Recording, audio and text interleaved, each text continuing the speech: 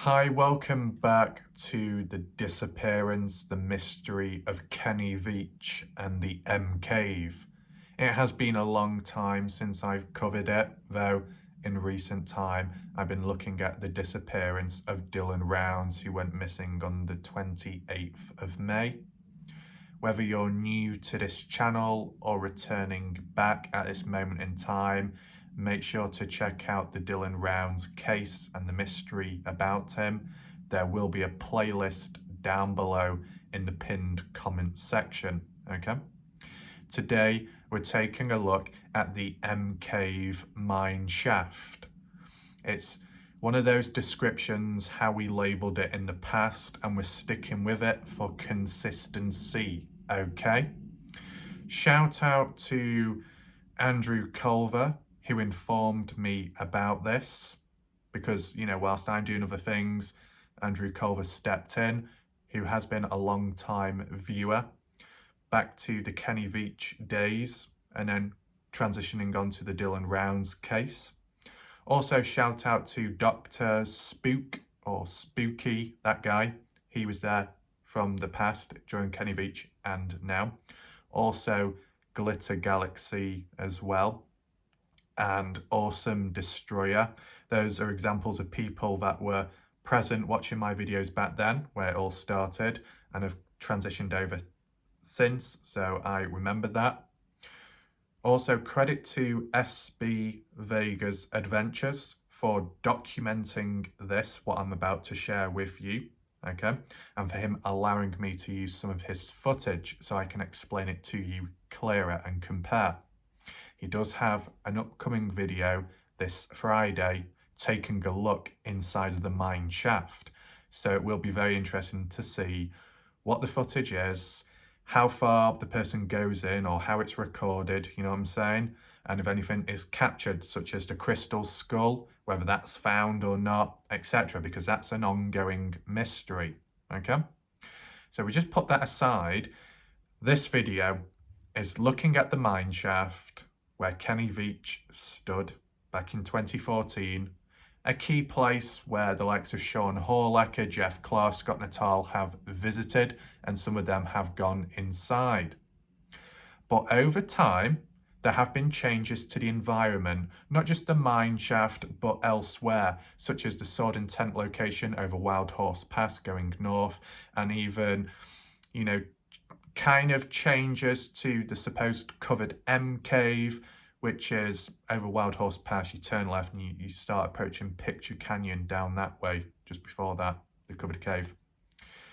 In recent time, though, there have been additional changes to the Mineshaft, which is a little unusual considering the timing, okay? Now, some of you might be thinking, oh, didn't you do something like this in the past? Yes, but something new has happened once again. The stuff in the past, which was cleared up, was to do with damages to the Mineshaft, the ladder, the structure going within. This time, it's been covered up, okay? Big change, right? What I'm going to do, I'm going to play to you the footage by SB Vega's Adventures, okay? Play a bit of that, analyse it, talk it through, and then do a side-by-side comparison of 2014 footage to 2022 footage, the latest footage of the place, okay? And then after that, we're going to go on to the maps, and then I'm just going to narrate and come up with different theories and ideas to why there have been possible changes, okay? Bear in mind, in the chat right now, welcome if you're currently here. I'm not sure how many people are going to be present right now. You know, not everyone knows that I do Kenny Veach and other people might have moved on. So we'll just see how it goes with the whole live video premiere. What I'm trying to do is combine different methods, okay? So whilst you've got the original Kenny Veach mystery, combining it with the live video premiere format, which enables people to chat live in the chat box, so you can share your thoughts, opinions as we go along. Now, some people might think, why am I talking with this language? It's because I'm not sure who's going to watch and who isn't, whether it's a new person, a current person, or a returning person. So that's why I speak like third person, okay? If you wonder what this is or why it's doing here, no need to worry. This is just something from the Dylan Rounds case. There's been naughty behaviour, so people have been whipped, okay? So maybe this method might come in handy at some point with the Kenny Veach case if people act out, okay? So yes, I think now we should move on and get into the footage. Thank you for joining the live stream. We are at the mine where Kenny Veach was last. Hey, Zach, thanks for joining. I was just going to message you to let you know I was going to live. So this is the mine where Kenny Veach's cell phone and keys were found. And I hiked out here today to try to see once and for all what's inside there. And right over here, this is where Kenny Veach was, I believe, sitting or filming himself. And I found something possibly related to Kenny. So a lot of people were saying that they found a cell phone, some keys, and some change out here. Well, if you look, there's 30 cents right there. This may very well be Kenny Veach's change that they found. I don't see keys or a cell phone. I'm sure they would have took that, but this is the actual mine. Right, so I just paused the video at that point because an interesting observation was made by SB.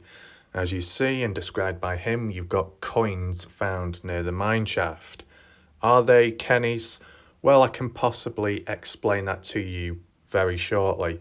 But first of all, yes, it was true that Kenny Veach dropped or purposely placed loose coins near the mineshaft along with his phone. It's still questionable. Was it done on purpose? By accident? Is it to cause misdirection, to make it seem like and prove that he is out there, but he was picked up by somebody else and then taken elsewhere afterwards and living secretly under a different identity, that type of stuff. There's been some theories over time where people have believed that maybe Kenny put the phone there because he was being tracked. Someone was going to ambush him. So if Kenny was to put the phone down by the side, it could be as a form of reaching out for help, maybe. So there's many different ways of interpreting it. It's been described that Kenny Veach had deep pockets in his trousers. If he had deep pockets, the coins wouldn't have fallen out that easily, right? And maybe even the phone too. So you would have had to dig deep, put your hand in and actually manually remove them, emptying his pockets. Now, if people want to go along with this suicide narrative, right, he just wants to free himself, remove everything of his possession so he can just walk on, okay? But what about his backpack? What about his camera, which was taken with him on the day? They were still not found. So he must have, still had them on him. Why throw away the phone and coins, but keep the camera and backpack with you? If you have no use for the phone and some other bits and bobs, then why not just throw everything away? So it is a bit weird, that, a bit odd. But if we just put that aside, ultimately, what you see on screen, these coins, are they Kenny's? Well, you thought the search and rescue, police, whoever, would have retrieved the coins along with the phone, which they did with the phone. But what about the coins? Well, you can see them on here. If we zoom in and we just have a brief look at the area, appears to be only like 2 coins. I mean, that looks like quite a big one on the left-hand side. And then this one here, unfortunately you can't quite see the details of it or the date. It looks a bit worn. I don't know if it's an old or new coin from the looks of it there visually. Few stones, got like a rusty nail there. So, you can't really see that clear. But what I will say is, And what I will point out, and Jay Silverheels can confirm it himself if we need it reinforcing, those coins could be of Jay Silverheels, a previous hiker that was looking for Kenny and M Cave. Now, most of you will know Jay Silverheels, okay? You remember? So he went out there like 2021 at some point, maybe early 2021. Went out on a couple of occasions and also went to the Mineshaft. And whether his video is still up or not, he tends to have a habit of deleting them and removing them afterwards. A little bit odd behaviour, but that's just him. He did record himself and I witnessed it. He recorded himself going to the Mineshaft, laying down some coins and I think some other bits and bobs, as well as leaving a beer can towards Pitcher Canyon near the supposed covered M Cave, okay? And that was later captured by, what's his name? Aquachigger. You remember Aquachigger? A guy who does all kinds of stuff, but he came in on the Kenny Veach case.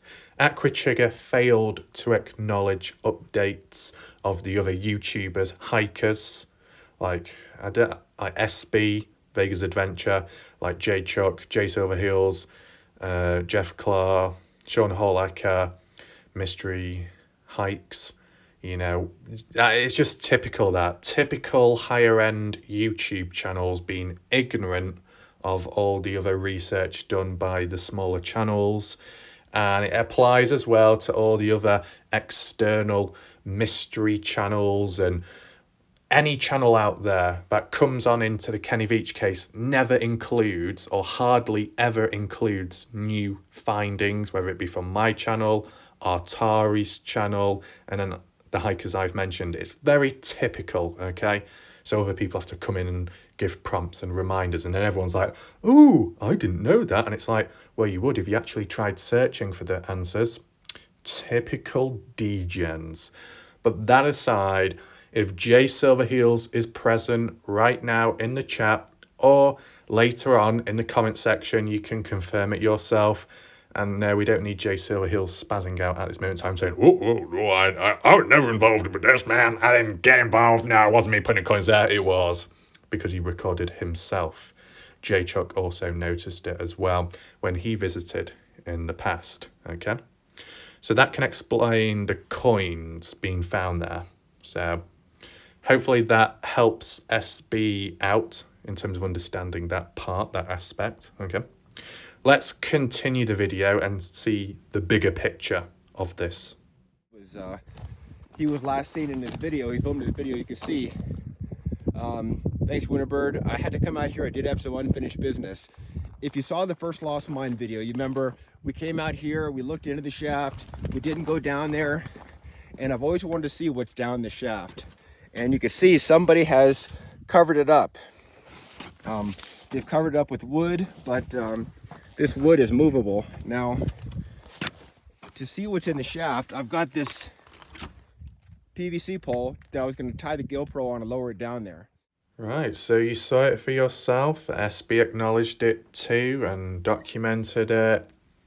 You can see on screen, and I used this shot as it's the best angle, kind of like with the thumbnail too, and it's almost the perfect angle to compare to previous hikers' footage. All right, so this is 2022, obviously. We might as well just take a brief look around on screen just to see if anything else stands out. There appears to be some bits and bobs there. I don't know if it's a bit of leather, a wallet, and then another thing there. I think they're other contents of what Jay Silverheels placed by the side of the mineshaft along with the coins, okay? Once again, Jay Silverheels can confirm that if he wants to. Anything else that stands out? There appears to be like a log there. I'm not sure if that's any different or not. What about the planks of wood scattered behind SB? Well, they're still present. I know previously some people highlighted it and said it looked like some of the wood was rearranged, moved about. That's a possibility. makes you think, why? You know, what's the point? The main change though, as we see right here in the middle, and it's probably hard to tell in a way because although it's like planks of wood on top of other planks of wood covering over a hole, it's kind of camouflaged in when you look at it from a certain angle, you know? Now, as SB said, it's movable, so you can still get in. This is probably more to do with safety, but it's obviously questioning who's responsible and when and why, okay? Because there's some unanswered questions, and we can get to the bottom of that shortly. But what I want to do, we have had activity here in the past. People have owned up and revealed themselves. Maybe the same can happen again with this video. It helps clear up loose ends, right? Because when things go on behind the scenes, it's like, why the secrecy? Why not document it? So there's no harm in covering it. The only question I have to SB Vega's Adventures is this covering here, covering up the hole. Okay, it's movable. Is it individual planks of wood, or is it like literally a square piece of wood, or like several planks of wood nailed together to form like a lid to cover the hole? Which one is it? Separate planks of wood, which have just been like laid side by side, or is it one whole thing like a lid? Feel free to answer down below, right? Because that can reveal maybe the certain type of person responsible for it, whether it's done with like kind of like work tools or if it's just improvisation on the spot. You know what I'm saying? We can get more to that shortly. Let's zoom on out. Let's just compare it to Kenny Veach, right? Different angle, of course. You can see that little log in the background. That log is this one here. So that has not changed, okay? As well. This over here is the little bench thing what SB sat on when he was having his lunch. The bench is off camera to the right, over that way, okay? Also, as said by him later on in the video, Wild Horse Pass is over that way, in case you didn't know. Jay Silverheels likes to call it Saddle Horse Pass or something, and then Jeff Clark's like, oh no, what are we doing here? You know what I'm saying? But yeah. Is there anything else to point out? Compare, contrast? Not really, it's not the best angle. But of course, as you see here, okay? Bear in mind, this is not the best comparison photo because it's 2014, but you see the extreme contrast, okay? So, apologies. So you see the hole, of course, where you can descend into. It was not covered up in 2014, okay? Also, the main brace at the top, which goes across the ladder and the two main beams, you can see. On this one, though, there is not a brace. It came off. But why? Who knows? But I think it's partially tied with the guys in 2018, the hikers that went down there themselves, just a group of random guys, and they owned up to it. So that explains that, I guess. It might not be as telling or visible here because of the angle and because of this covering on it, but it's no longer there, and it was documented in Scott Natal's. Now, if we go on to a more relevant one, at first glance you'll say, wow, this is literally the same photo, but it's not. On the left-hand side, that was taken in 2021 by Scott Natal. You remember him, the guy with the beard?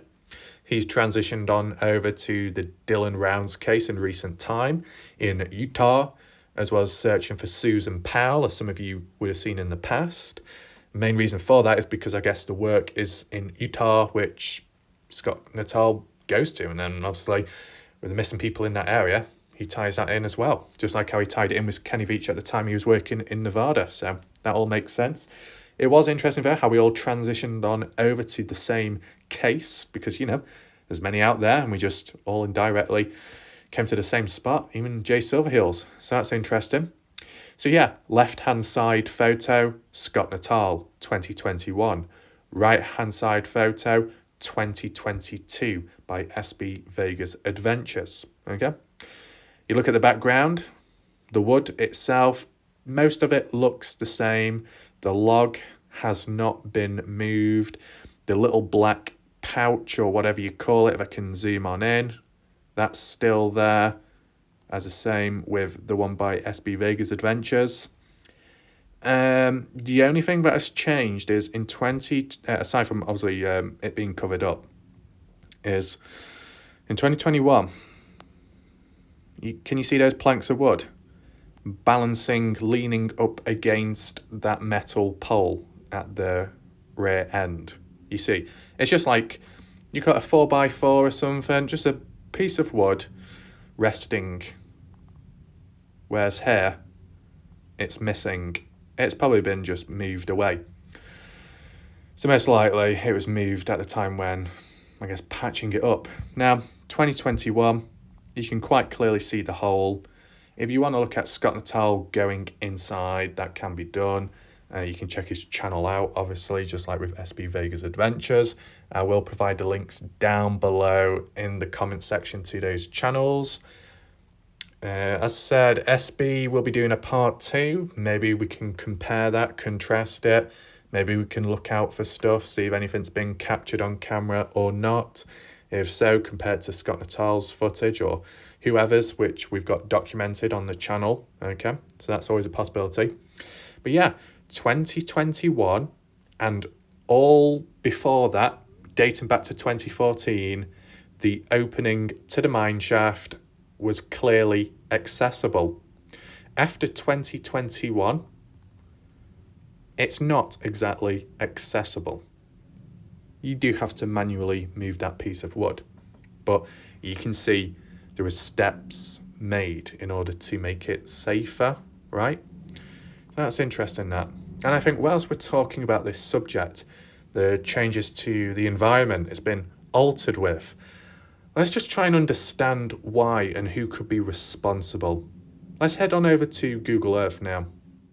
Right, here we are on the screen. The reason why I've got this up, just so you can look at visually where the mine shaft is at. I can actually compare it this time and map it out briefly, okay?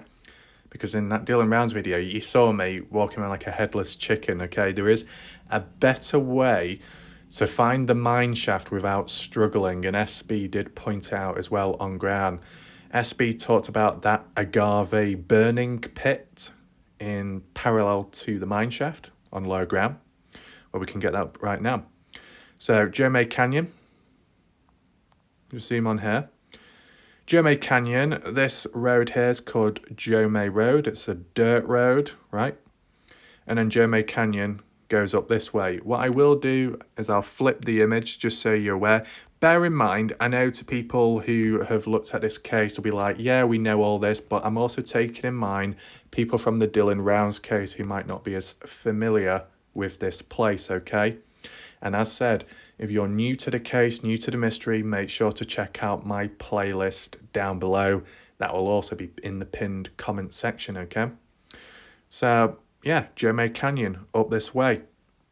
Now, SB said it's about a good 4-mile hike from where he parked up all the way up to the mine shaft.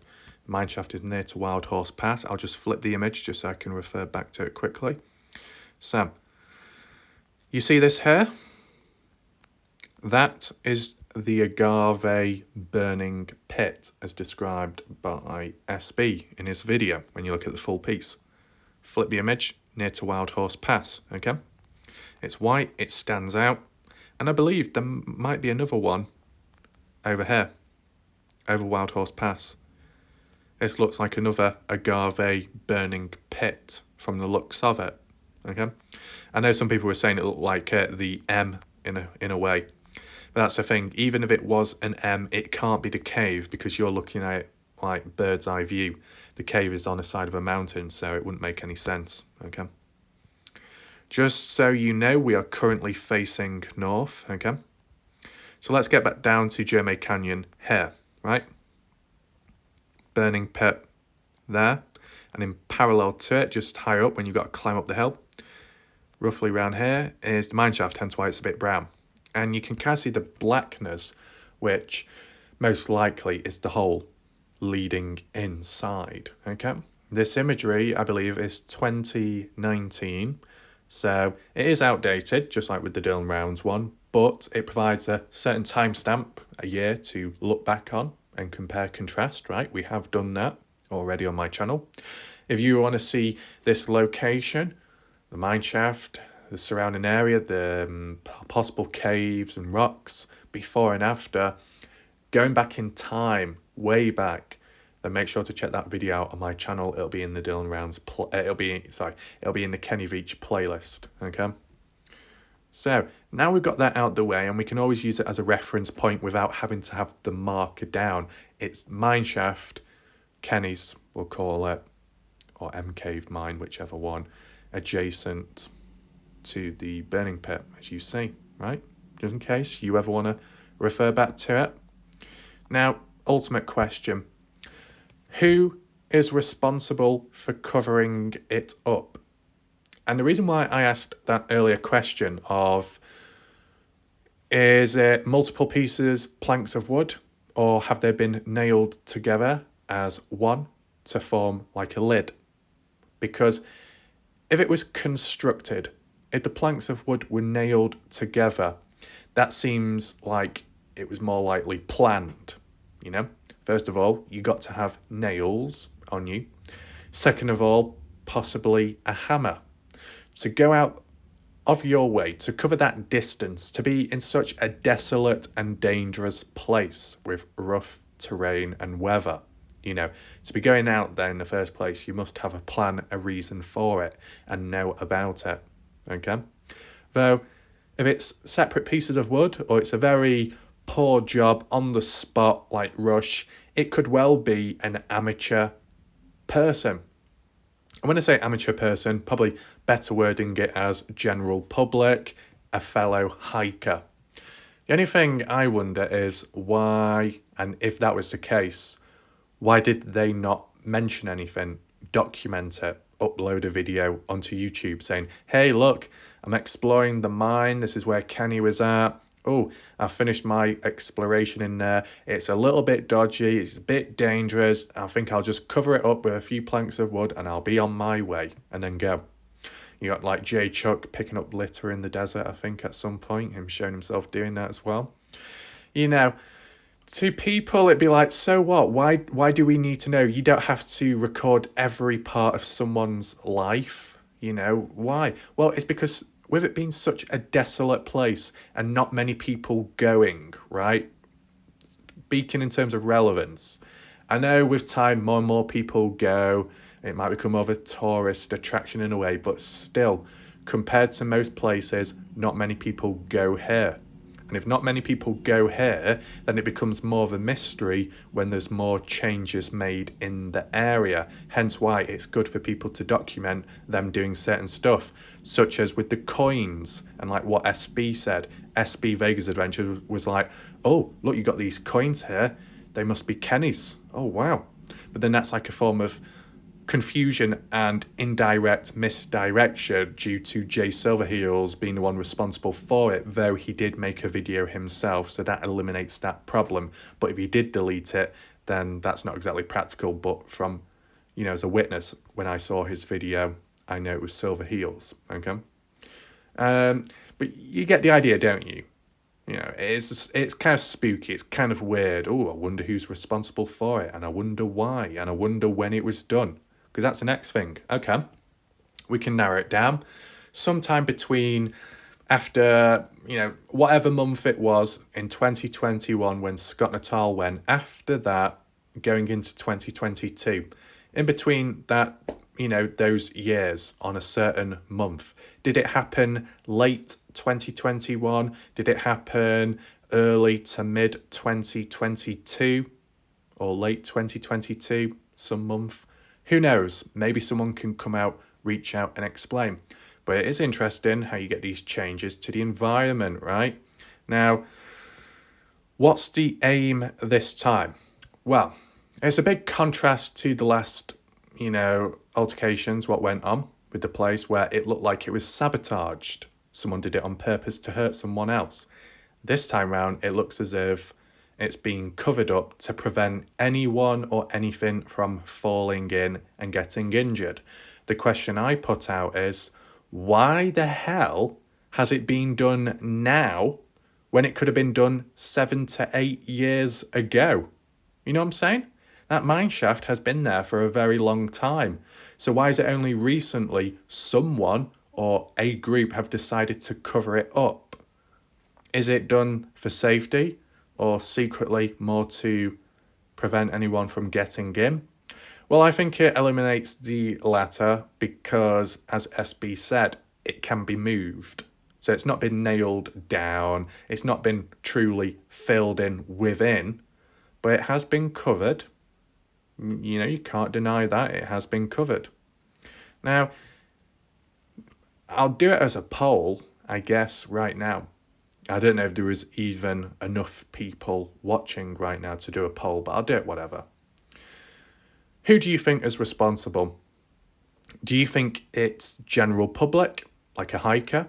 Or do you think it could be, I don't know how you would word it, park keeper, the DNWR, people that are involved with owning, patrolling the Mojave Desert, those sort of people, the authority. Who do you think's more likely to do it? Okay. We zoom on out. Who is the DNWR? I don't know if I can find it on the spot here. There we go. You got Corn Creek Road. Yeah. Now, in terms of getting to the place, from the way I saw it was, this is just a very rough one. You'd be driving down this highway coming out of Vegas. Okay. And I think Sean documented it. Then, unless there's another shortcut, you would turn off right here, come down this way, and then you pass the Desert National Wildlife Refuge. Either way, you go down one of the roads to pass it. You got Corn Creek Visitor Centre. You turn off, let me just zoom out, and then you go up this road and eventually turn off to Joe May Road, okay? But here's the Desert National Wildlife Refuge. These are like you can correct me if I'm wrong, okay? Don't get all bitchy and moaning in your pants in a twist. If there's a mistake, just feel free to correct it. But the Desert National Wildlife Refuge, you got a foundation, a group, patrolling the area, the wildlife itself, the surroundings, that type of stuff. And you get like park rangers, I guess. I don't know how far out they go or cover, right? You got to take in mind, in certain areas, there is restricted land due to military presence, and they have tried taking over land and getting more. And one of the plans was to take over Joe May Canyon, where the mine shaft is, and the supposed M cave. So just imagine if that did happen. You know what I'm saying? If you want to hear more about that, make sure to go on my Kenny Veach playlist, as there is a video there where it's talking about military presence and taking over land, what they proposed, what they wanted, and what they ended up with. So make sure to check that video out as well. Is there any photos possible? Okay, so there's a couple of photos. We might as well check it whilst we're here. Now, what I might do, with the whole taking into mind different methods when it comes to covering cases, the great thing is things have carried over. From Kenny Veach in how I covered stuff, the map analysis, the routes, the theories, openings of thoughts and ideas, all of that, and the questionings and patterns and behaviour within people directly involved in the case or not, it all crossed over into the Dylan Rounds case, and that's what helped. Now, with time, when I lock on in with Kenny Veach once again, what I can do is incorporate some of the Dylan Round techniques from my videos and then implement them into the Kenny Veach case, such as possibly looking at photos like this, boots on ground, comparing, contrasting in that way, checking Google Map reviews to see if anyone's left any comments about anyone, if any key individuals have showed up, because like Les Nuttall, the brother of Scott Nuttall, showed up with the whole Saddle Saw Bar, or the Cowboy Bar and Cafe in Montello, Nevada. So you see how we're getting these little crossovers. We'll also look for the 360-degree imagery as well, which we've looked at in Dylan Rounds, which has been very helpful and useful, looking at peaks overlooking the valley, looking at potential areas where things could be explored or looked at, even looking at the tiniest of spots, buildings, huts, any kind of structures, artifacts, anything possible, and mapping it out just to refer back to. So there's so much we can compare and contrast and, implement into each other's case, okay? And maybe in the future it might become a triangular effect if we take a look at another case, okay?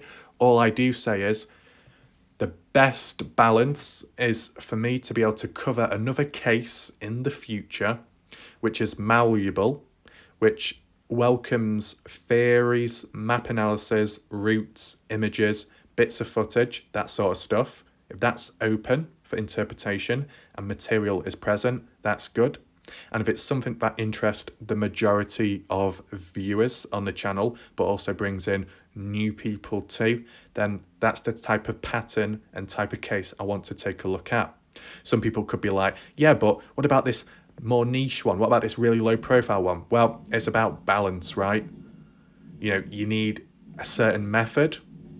I need a certain method to be able to do what I do, You can't just pick up any case and then spend 4 months every single day covering it like I've done with Dylan Rounds. You can't just pick up another case and spend 2 years doing it like I did with Kenny Veach. You need specific ones, right? Both to engage one's level of interest into it, but also, enough stuff to look at and to try and keep the case alive to prevent it from dying out. With Kenny Veach, has it died out? Not really, because people have taken the baton over time, such as SB Vega's adventure. Jeff Clark has continuously, done discussions on other people's channels, like Jay Chuck's, just referring back to the M Cave and a bit of Kenny as well. So yeah, Atari as well. I believe Atari blocked me on YouTube. Don't know why. She also said about getting attacked by people or something recently. I guess we can look into that trend. I think something to do with Really Robin. There's been activity there as well. I'm sure we can do a brief video there. We'll see what dodgy stuff happens. Okay. As I said, Dylan Rounds we're still looking at, but as I said, in addition, December, little break, as you remember, Christmas, boom, here we go. But if anything big, important stands out, fucking hell, coming on, uploading, simple as, just like today. Okay. Because it is a new thing, this. So let's look at these photos, the DNWR. It's either photos nearby or inside, and this is one of them nearby, which you see, like a visitor centre. Doesn't provide much cover, but I guess a bit of a shade. You can sit there, admire the view of the area, the Mojave Desert. You got little boards there which will have information on it talking about the history of the place and or the wildlife as you would get if you were on a nature walk trail. Someone like Jay Chuck actually went into the visitor centre and walked about. I can't fully remember it or what was inside, but he did go in, which was good. And also, Jay Chuck was the guy who parked his vehicle at the DNWR and then walked down the road all the way into Joe May Canyon and did that whole circular and walked all the way back. As Jeff Clark described, it was kind of a crazy one, but, as Jay Chuck said, desert dog, rough, rugged, getting there. You know what I'm saying? So, yeah, these are just a few images of the place if you're not familiar with it. You can get street view of the area, which we have done previously. There you go, Desert National Wildlife Refuge, US Fish and Wildlife Service, Department of the Interior. So whether it's these people that are directly involved with maintaining the Mojave Desert and monitoring it, or there's other agencies, other groups out there, I'm sure someone can correct me if I'm mistaken. But one thing I will say is this place, which has also a visitor logbook, which is also the location which Jay Silverheels wanted to burn down to the ground. He would burn down every logbook in sight. Yeah, that's the origins of this all-American voice. But that aside, when Sean Horlacher went to this place, he asked about. After the odd search or two looking for Kenny, Sean Horlacher reached out to people and was like, hey, could you tell me about the area? Are you aware of Kenny Veach? Are you aware of the M Cave? You know, that type of stuff. Further out, you know, Sheep Range, Picture Canyon, and so on. And the thing is, the park ranger Sean contacted didn't really respond back to him. They never replied back. Now, I think there might have been a bit of earlier communication, but they didn't really say too much. That might be for obvious reasons, you know what I'm saying? But it was a little bit limited in terms of communication, whether it be because they're hiding something or they can't reveal stuff or they're just completely unaware of it, because the Mojave Desert is a very vast place, just as vast as Lucin, if not more. The ground may not be as flat and vast in that way, but there's a lot of obstacles, uneven terrain, very rough, very rugged, dangerous, demanding, taxing on the body, especially for a hiker, especially for someone searching for someone too, compared to the Dylan Brown's case. That's the only difference there, okay? But both are deserts. And in terms of borders, they're next to each other, right? Montana, Nevada, Lucin, Utah. Okay, Las Vegas is a bit further out, but, you know, it's in Nevada. So, if there have been any updates regarding Sean Horlacher in general, feel free to list that down below. Sean Horlacher, if you look on his channel in recent time, his videos have gone over time. The odd one has re-uploaded or a new video has been uploaded, but it's kind of been a bit quiet, laying low, him getting on with other things in life, etc. So who knows if there'll ever be a resurrection, anything revitalized, but I'm sure something can happen at some point. Unexpected things do occur in life, both good and bad, right? So yeah, that's a little bit of backstory on the DNWR. Jeff Clark does know a lot more about this type of stuff, right? Because he has referred to this place quite often. Next image. A cabin. Now, not to be confused, this, if I'm correct in saying, is not the cabin at Hidden Forest Trail. This must be another one. I've never seen it before, I'll be honest with you. As we do go along with these images, if you've heard of them and you know the location, feel free to list it down below, right? These are uploaded by just visitors, hikers, not directly in Jeremy Canyon. It can be other areas of the Mojave Desert and nearby. Just like how you could be in Burger King's at one point and then suddenly you see a photo of someone uploading a place in KFC or a fish place, and it's like, wait, this got no relevance. But people upload random stuff, just like how in the motels people uploaded a cat pissing and them wearing no trousers. So you got to be ready for the unexpected, right? You know, look at this image here. That looks nothing like Jeremy Canyon. You know what I'm saying? Too green, too watery. I'm not sure exactly where that is, but just wanted to go through them. Look, there's an example. Up close, you got like an image or like a 3D model, I guess, of the range, and it's labeled as well. Basin and range. Now, I don't know if I can read it all out, but I'll read it out to you anyway. Is that different language? What's that say? I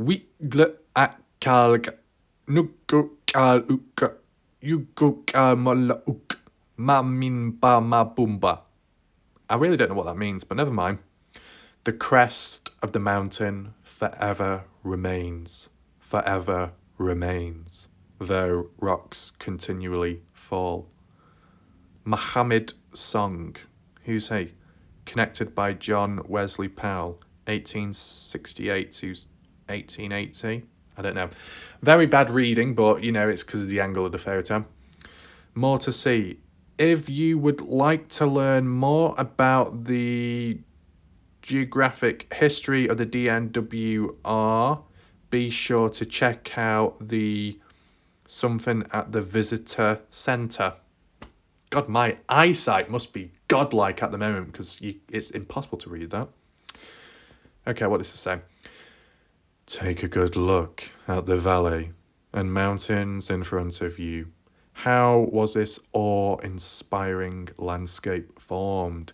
Much of the rock that makes up the mountains in the refuge is limestone and dolomite. These rocks formed hundreds of millions of years during the Paleozoic era, when a shallow sea covered this region. The sediment on the sea floor compressed and crystallized, forming the rocks you see today. The distinctive alternating pattern of mountain ranges and valleys across this region resulted from the underlying tectonic plate stretching over millions of years.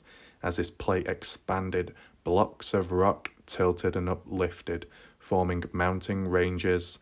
The newly exposed rock eroded. Sediments filled the space between the mountains, creating broad valleys or basins.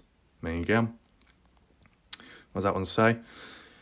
The refuge is part of a geologic area called Basin and Range that stretches from the Cascade Mountains to the Colorado Plateau.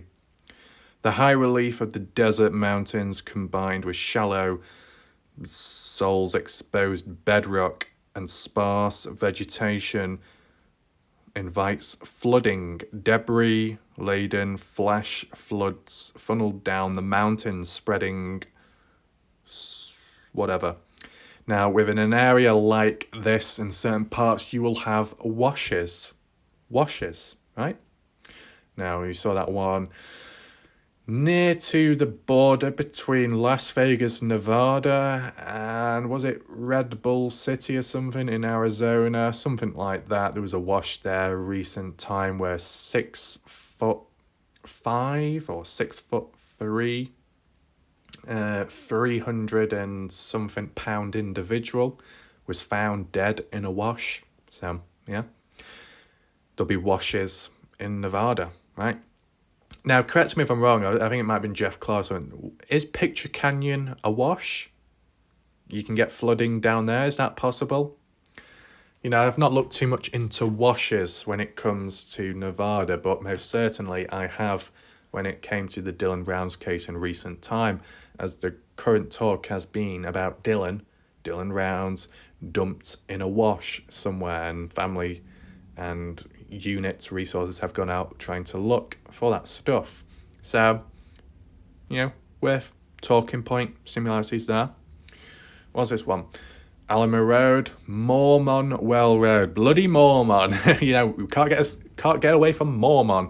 Just like and people talk about the Mormons within the Dylan Brown's case and you know the areas around. Got Jomay Road, we've heard of that, we talked about. Cow Camp Road, that has been talked about previously by Jeff Clark and also Scott Natal, who went in that direction once. Hidden Forest Road, going on to Hidden Forest Trail, which is so many more miles north of Jomay Canyon, heading over Wild Horse Pass and continuing on from that, depending which way you went.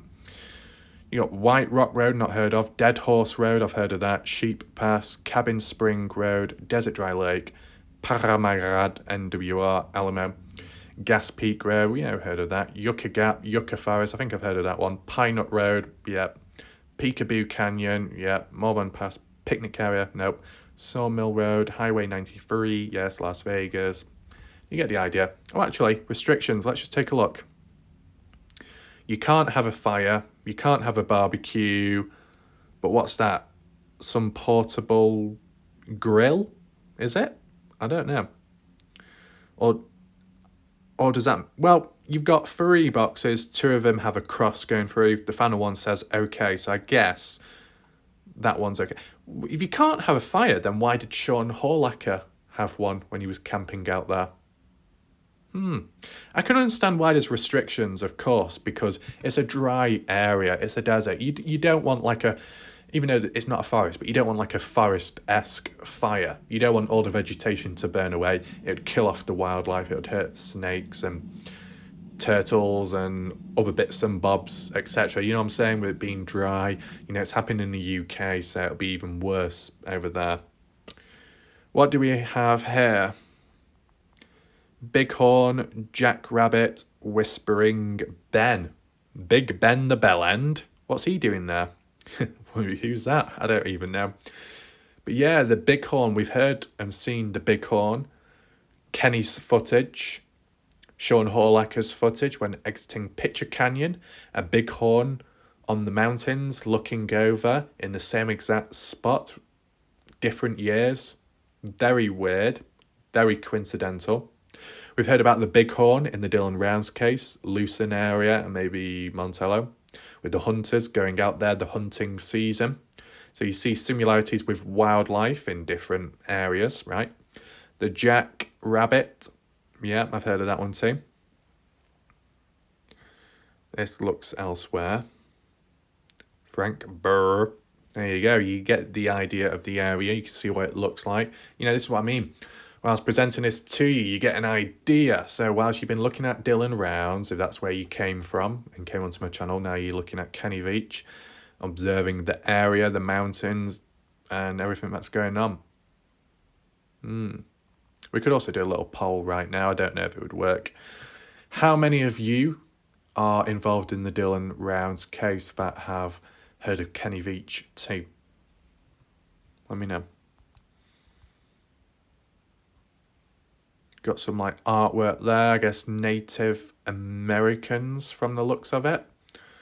Collecting resources. Some trees. Irrelevant. The range there. Don't know exactly which direction this is from, but yeah, you can see the mountains and the distance ahead. Yeah, it's actually good being able to look at these photos because I never thought of this in the past. Despite covering the Kenny Veach case for over 2 years and all the map analysis, I didn't actually look at the pictures because I wasn't aware. But the Dylan Rounds case I did, so now I'm comprising it now. Whoa, that actually made me like, whoa, what's going on here? Right, that's not real. Obviously, it's not real. But isn't it weird to have something like that there? Like, what, in the middle of nowhere, and you're just walking through some bushes and then you come across that? Bloody hell, that would make you jump, wouldn't it? You just saw that on the spot. You were thinking, oh shit, what's that? Is that some kind of coyote, wolf, dog? Huh? Yeah, I don't know why it's there. Have anyone else seen this before? Have you seen it? Is it supposed to be a memorial, represent someone, a pet, an urban myth or something? I don't know. Interesting. Imagine at night time, you shone the camera in that direction and you just saw that. Rough. That's inside of the DNWR. Okay. Kind of spacious when you look at it. Some water. Wow. Underwater. Wow. Another cabin. Can't quite read that, unfortunately. But once again, if you know this place, feel free to list it down below so we're not confused of where it's at and how far away it is from Kenny. Okay.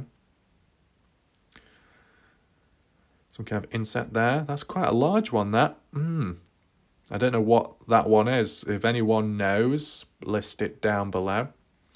But yeah, some countries, hotter climates, some of the insects, bugs, spiders tend to be a lot bigger. Like fucking Australia with a fucking huntsman spider. Don't want to be going anywhere near that, mate. Don't worry. Australians means nothing to them. Well, look at you, right, mate? Right, spider? Huntsman? Want a bottle of beer, man? But to, someone like me, it's like, hell no. No, not that spider. I don't like spiders in general. Any of you? Okay, is that it? Okay, so you get the idea of the place, just in case you weren't informed about it. Okay, so I just wanted to comprise that all together about the area, but also who is potentially responsible. The park rangers filling it in, the mineshaft to prevent people from hurting themselves, or if it was just another hiker. But the questions is, the distance covered to actually get there, at least like 4 miles, maybe a bit longer. Tough on the body, especially if you're not used to doing it, right? Is it really worth covering all that distance just to cover it up?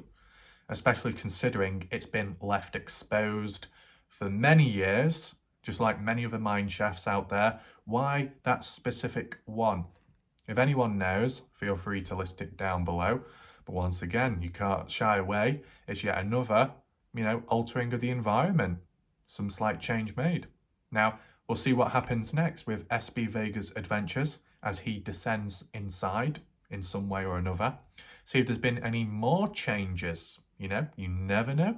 If anything else has been filled in, if the levels have risen, any more rubbish within, any objects appearing or disappearing, we will find out.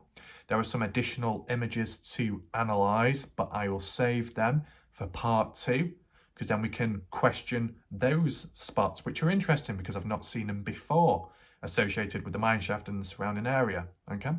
So be on the lookout for that one, part 2. Also, in between, make sure to check out SB Vega's adventures, as well as Scott Natal, and even my playlist of the Kenny Veach videos if you want a deeper mystery. If, for whatever reason, you want to get away from the Dylan Rounds case temporarily, if you want a break, here's Kenny Veach. Take a look at that if you wish, okay? So thanks for watching. If people did watch live video premiere format, okay? Appreciate it. And I'll see you next time, whenever that is. Goodbye and good night for now.